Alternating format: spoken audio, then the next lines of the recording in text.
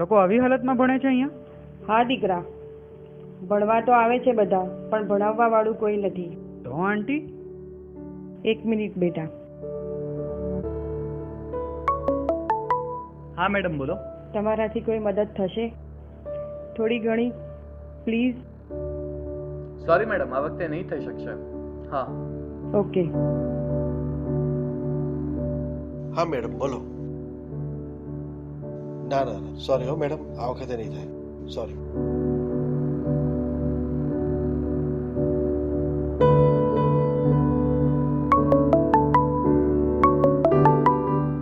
દીદી, જોનિયા તારો ફોન વાગે છે.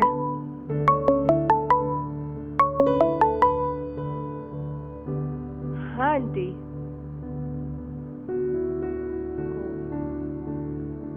હા, તમે જરાય ચિંતા ન કરો, હું નોટબુકનું કરી લઈશ. હા. યુનિફોર્મનું પણ થઈ જશે, તમે જરાય ચિંતા ન કરો. હા.